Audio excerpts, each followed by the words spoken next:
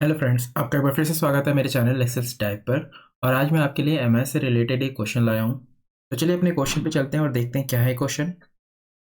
यहाँ आपको एक टेबल दी गई है जिसके अंदर ए से लेकर जेड तक कॉलम क्रिएट किए गए हैं और साथ में एम्प्लॉय नेम मेंशन है। आपको करना ये है कि आपको यहाँ पे ये नेम सेपरेट करना है, बट वर्ड उसी कॉलम के अंदर आना चाहिए जिसका हेडर से मैच करेगा। मीन्स अगर आप हितेश नेम को सेपरेट करते हैं तो हितेश का जो एच है वो एच कॉलम में आना चाहिए और जो आई है वो आई कॉलम यानी जिसका हेडर आई है उसमें आना चाहिए। तो इसके लिए आप क्या फॉर्मूला यूज़ करेंगे यह आज हम सीखेंगे।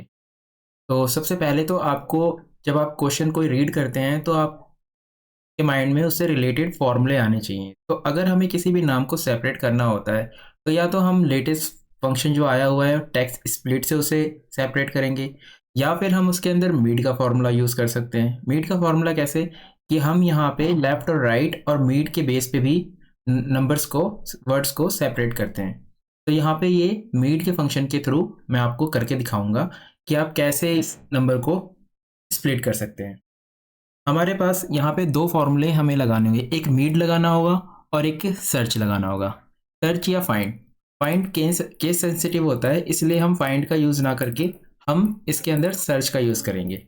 एग्जैक्टली फाइंड या सर्च करता क्या है, जब भी आप उसके अंदर कोई वर्ड फाइंड करते हैं, फॉर एग्जाम्पल मैं इसके अंदर वर्ड फाइंड करूँ तो वो उसकी पोजीशन बताएगा कि इस वर्ड में ये लेटर किस पोजीशन पे आ रहा है। जैसे एच मैंने फाइंड किया तो पहला एच आ रहा है 1 पे और दूसरा एच आ रहा है लास्ट इसके जितने भी डिजिट है यानी 6 नंबर पे। तो ये पहला एच इसने दे दिया। अब इसके अंदर फाइंड के अंदर एक और ऑप्शन दे रखा होता है कि आपको स्टार्ट कहाँ से करना है। अब मुझे ये पता है कि पहला वर्ड एच है, तो अगर मैं यहाँ पे 2 टाइप कर दूंगा तो ये पहले की पोजीशन ना बताकर मुझे लास्ट वाले की पोजीशन बताएगा 6।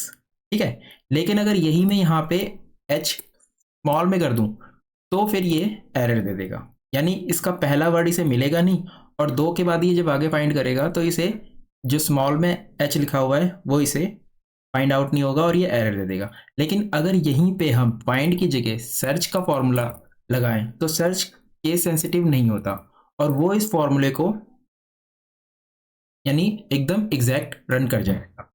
तो इसलिए इसके अंदर हम फाइंड का यूज़ ना करके हम सर्च का यूज़ करेंगे, क्योंकि हो सकता है कि आप जब इस फॉर्मूले को यूज़ करो तो वहाँ पे ये सारे कैपिटल में हैं, ये कैपिटल में ना हो कि कोई स्मॉल में हो, कोई प्रॉपर में हो, अपर में, इस तरीके से फॉर्मेट में हो। तो इसीलिए हम इसे सर्च यूज़ करेंगे ताकि चाहे कैसा फॉर्मेट हो ये पिक कर ले। अब आप फार्मूला यहाँ पे क्या लगाएंगे, अब हमें ये पता है कि हमें यहाँ पे हर लेटर को एक एक करके अलग करना है। एक एक अलग करने के लिए हम इसमें मीड का फॉर्मूला यूज़ करेंगे और मीड में से हम 1 लेटर बाहर निकालेंगे। देखिए कैसे। मीड टेक्स्ट स्टार्ट कीजिए, उसके बाद आप यहाँ पे सर्च करिए। सर्च क्या करेंगे आप इसके अंदर हेडर सर्च करिए और उसको फ्रीज करिए। उसके बाद विद इन यानी इस वर्ड के अंदर अब ये जो हेडर होगा उसको सर्च करेगा और उसकी पोजीशन आपको रिटर्न करेगा। अगर पोजीशन नहीं मिलती तो वो एरर रिटर्न करेगा और अगर पोजीशन मिलती है तो वो उसकी पोजीशन रिटर्न करेगा। तो उस पोजीशन के बाद हमें सिर्फ वही लेटर बाहर निकालना है, तो उसके लिए हम यहाँ पे सिर्फ एक नंबर मेंशन करेंगे। ठीक है, अब यहाँ पे देखिए ये एरर देगा। ठीक है, इस एरर को हैंडल करने के लिए हम यहाँ पे एक और फॉर्मूला यूज करेंगे, एरर इफ एरर, और लास्ट में हम कर देंगे इसे ब्लैंक। अब आप इस फॉर्मूले को जब ड्रैग करेंगे तो जहां पे वर्ड मैच कर जाएगा सर्च के अंदर वो वहां पे उस लेटर को बाहर पिक कर लेगा।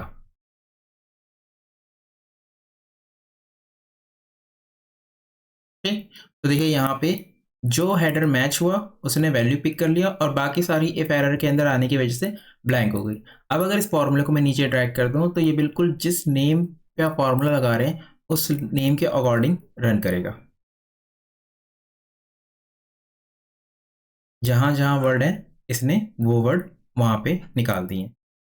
तो इस तरीके से आप मीड का और सर्च का फॉर्मूला लगा के अगर आपके सामने ऐसी कोई कंडीशन आती है तो आप उसको सॉल्व कर सकते हैं। तो आई होप ये क्वेश्चन आपको समझ में आ गया होगा कि ये फॉर्मूले कैसे काम कर रहे हैं। तो इसकी प्रैक्टिस कीजिए। तो चलिए मिलते हैं नेक्स्ट वीडियो में, तब तक के लिए बाय, टेक केयर।